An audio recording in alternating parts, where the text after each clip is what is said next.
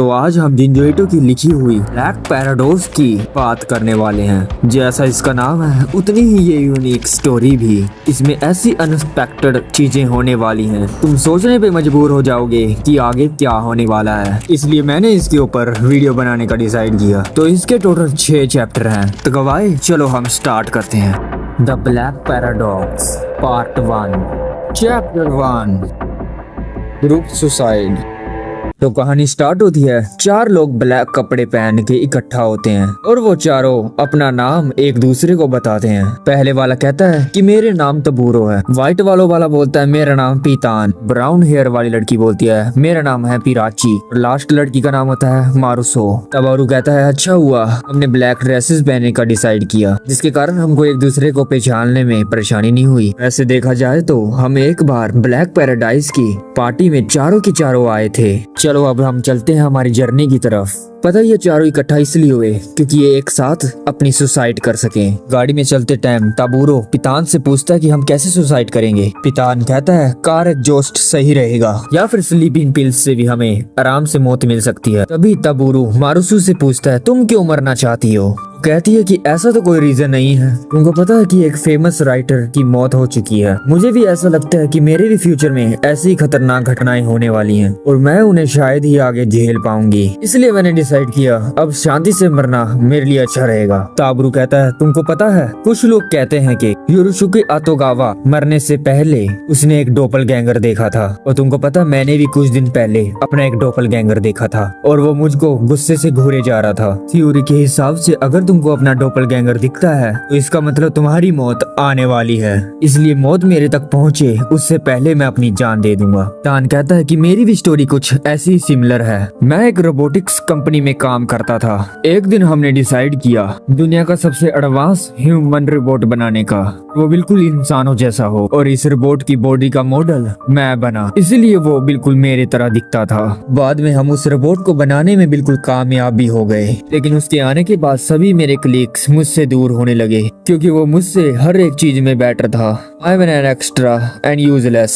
2 तरह के एक जैसे लोगों की इस दुनिया को जरूरत नहीं है, इसलिए मैंने भी मरने का डिसाइड किया। पीछे बैठी हुई बराची कहती है कि मेरा भी रीजन कुछ ऐसा ही सेम है। मैं जब भी अपने मिरर में फेस देखती थी मैं काफी डाउन और अनकंफर्टेबल फील करती थी क्योंकि मेरी राइट साइड का फेस आधा जला हुआ है और मुझे ऐसा लगता है कि जैसे मेरी रिफ्लेक्शन कहती थी कि तुमको मरना चाहिए। अगर ऐसी हालत तुम्हारी होती क्या तुम मरना नहीं चाहते। हम देखते हैं कि साइड से एक गाड़ी गुजरती है जिसमें मारुसो को बाकी तीनों के डोपलगैंगर दिखते हैं और उनकी गाड़ी भी बिल्कुल सेम थी। ये देखकर वो एकदम से शॉक हो जाती है। वो बताती है कि उस गाड़ी में तुम तीनों के डोपलगैंगर्स हैं, लेकिन वो उसकी बातों का यकीन नहीं करते। लगता तुम्हें वहम हुआ होगा। मारुसो कहती है मैं सच कह रही हूँ, मैंने बराची का चेहरा देखा था जो बिल्कुल अपोजिट था। शायद तुमने विंडो में मेरी रिफ्लेक्शन देख ली होगी। मारुसो कहती है हाँ ऐसा हो सकता है। तभी थोड़ी देर बाद वो सामने लगे मिरर में नोटिस करती है कि बराची की बॉडी मिरर में दिख ही नहीं रही थी। फिर उसको याद आता है कि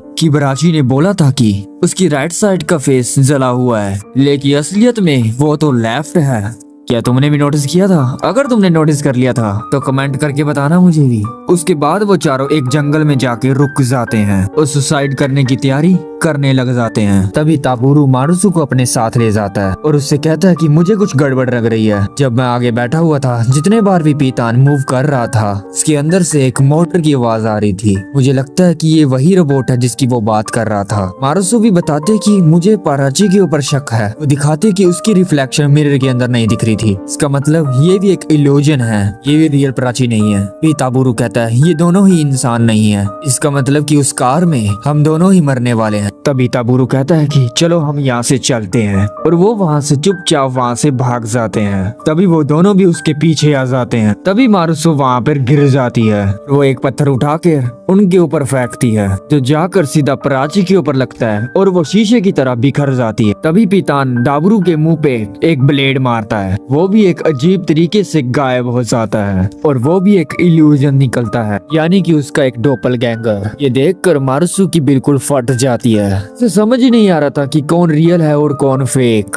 ये देख वो भागने लगती है। पीतान उसका पीछा करने लग जाता है। अभी थोड़ी दूर उसको एक गाड़ी दिखती है। उनसे मदद मांगने के लिए उनका दरवाजा को पीट रही थी और वो वहाँ जो देखती है उसके बाद वो देख के हैरान हो जाती है। वो देखती है कि वो तीनों वहाँ पर सुसाइड करने की कोशिश कर रहे थे। तभी ताबुरु खड़ा होके बोलता है कि कौन डिस्टर्ब कर रहा है। तभी पितान का रोबोट रियल पितान को देख कर वहाँ से वापस भाग जाता है। पितान कहता है कि ये रोबोट यहाँ पर कैसे आ गया। मारुसु तुम यहाँ पर क्या कर रही हो? वो हमसे मिलने आई नहीं, हमको लगा कि तुम सुसाइड हमारे साथ नहीं करोगी, इसलिए हम तीनों वहाँ से निकल आए। वो कहती है तुम तीनों से मिलने से पहले मैं तुम्हारे रोबोट डोपलगैंगर और इलियन से मिल गई।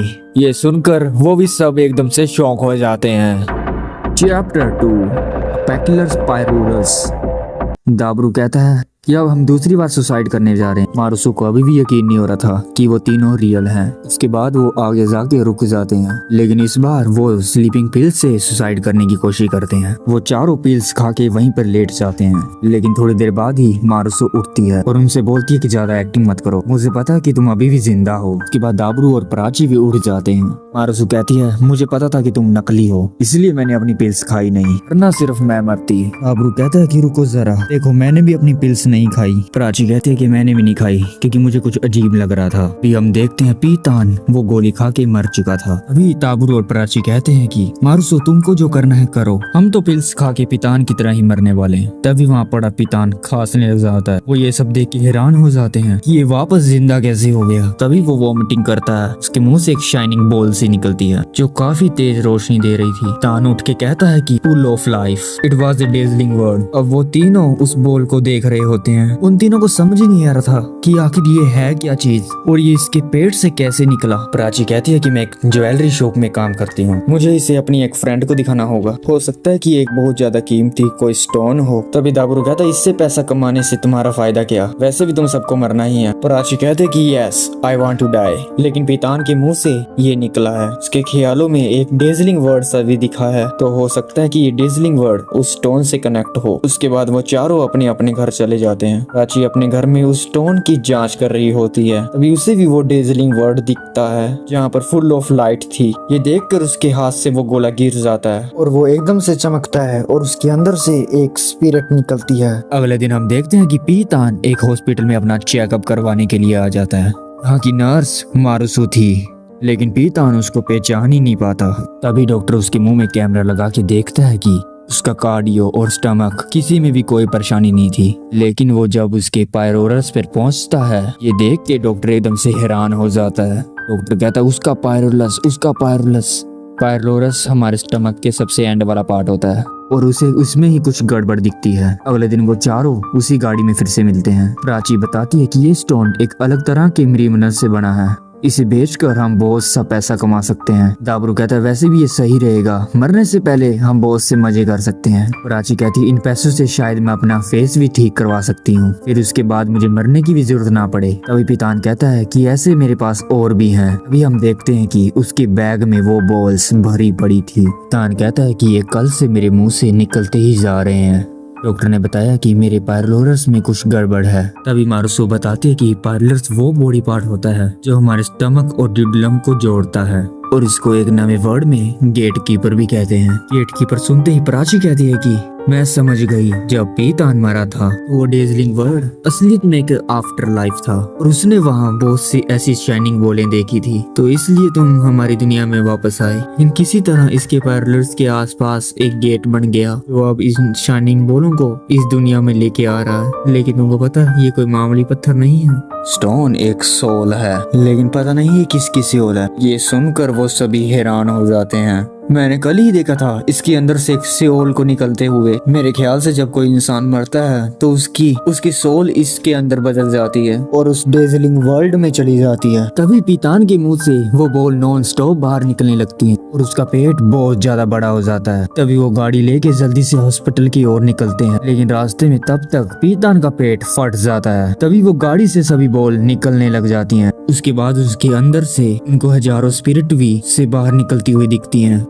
चैप्टर 3 पैराडो नाइट। हमें दिखाया जाता है एक फेमस एक्टर रे तन्हाई ने अपने व्लॉग के अंदर उस बॉल के बारे में बताया। वो कहता है कि ये बॉल मुझे किसी अननोन फैन ने दी है और उसको टीवी पे भी बुलाया जाता है और अब पूरी दुनिया के लोगों को उस बॉल के बारे में पता था। बाद में वो तीनों एक दूसरे से मिलते हैं। दाबरू कहता है, ब्राची तुमने काफी स्मार्टली उस पत्थर को एक सेलिब्रिटी को देके उसकी वैल्यू बढ़ा दी, अब पूरी दुनिया को उसके बारे में पता चल जाएगा। ब्राची कहती है, मैंने ये सब चीजें ये सोच के नहीं किया था, मुझे तो बस रे तेनू काफी क्यूट लगता है इसलिए मैंने उसको गिफ्ट किया। मारसू कहती, तुमने मुझे क्यों बुलाया, ये जगह तो कोई सुसाइड करने की जगह नहीं है। तभी ब्राची कहती है, हाँ हमारा सुसाइड करने का मन भी नहीं है। हाँ वो तो मुझे उसी दिन दिख ही गया था, उस पितान का पेट फटा, उसकी फिक्र छोड़ के तुम दोनों बस वो स्टोन उठा रहे थे, इसे साफ दिख ही रहा था तुमको बस सिर्फ उस शाइनिंग बॉल से मतलब है, उससे नहीं।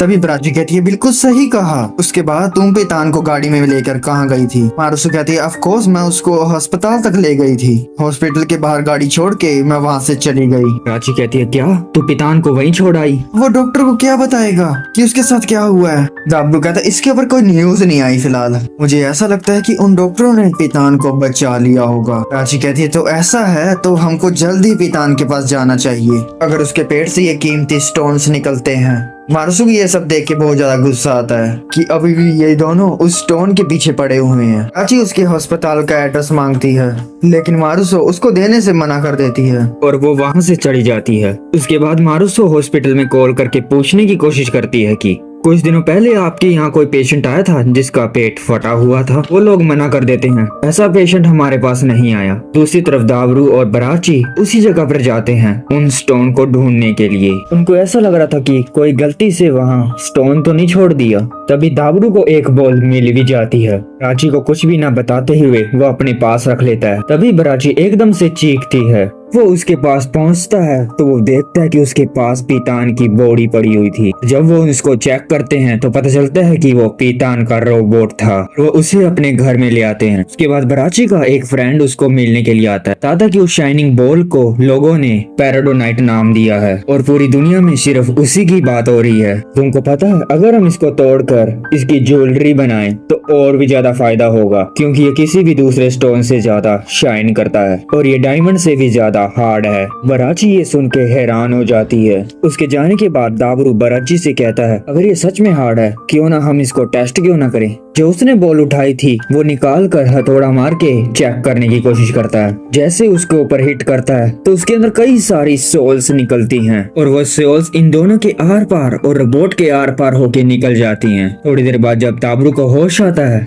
तो वो ये देख हैरान हो जाता है। उसकी अपार्टमेंट की दीवारों पर काफी सारी शैडो बन गई थी। तुरंत ही बराची को उठाता है और जब वो उठती है तो कहती है, मुझे काफी सारे ड्रीम्स आए जिनके अंदर मैं कई सारी लाइफ जी रही थी, वो भी अलग अलग टाइम एरा में। और तभी वो दोनों स्टोन की ओर देखते हैं तो उसकी शाइनिंग पहले से काफी कम हो चुकी थी। बराची कहती है कि इसके अंदर जो सेओल की एनर्जी थी वो शायद बाहर आ गई है, इसीलिए इसकी चमक कम हो गई है। तभी अंदर से वो खराब रोबोट बाहर निकल के आता है और भागने लगता है और फिर से डेड होके वहीं पर गिर जाता है। लेकिन जैसे वो स्टोन के पास जाता है तो वापस से जिंदा हो जाता है। ये देख के वो दोनों हैरान हो जाते हैं। बराची कहती है कि ये शायद रोबोट की एनर्जी से चल रहा है। इसके बावजूद भी उसकी मशीन खराब हो चुकी है और इसकी बैटरीज डेड हैं। शायद ये पैराडोनाइट काफी ज्यादा अनोखा है, जितना हम सोचते हैं उससे भी ज्यादा। तभी हमें दिखाया जाता है रे तेनियो, जो दूसरी तरफ टीवी पे लोगों को स्टोन दिखा रहा होता। उसे देख के साफ साफ दिख रहा था वो उससे ज्यादा काफी ज्यादा अट्रैक्ट हो गया है। वो कहता है, मुझे लगता है कि ये स्टोन ही गॉड है। इस ब्यूटीफुल स्टोन को मैं अपनी तरफ नहीं रख सकता, इसलिए मैं सभी के साथ शेयर करना चाहता हूँ। तभी वो गन निकाल लेता है और उसको तोड़ने की कोशिश करता है और वो जैसे ही उस बॉल के ऊपर फायर करता है तो एक खतरनाक एनर्जी बाहर आती है जिससे वो पूरा टीवी स्टेशन ही उड़ जाता है और जलकर खाक हो जाता है। और उनमें से एक भी बंदा नहीं बचा जो हमको बता सके आखिर वहाँ पर हुआ क्या था। बस यही ये कहानी खत्म हो जाती है। अगर तुम इस चैनल पे नए हो तो हमारी बाकी की वीडियो जरूर देखना, वो और भी ज्यादा इंटरेस्टिंग है। अगर आपको वीडियो अच्छी लगी तो लाइक करो, चैनल को कर दो सब्सक्राइब, कमेंट करके बताना कैसी बनी है वीडियो। तब तक के लिए फिर मिलते हैं। आरिगातो।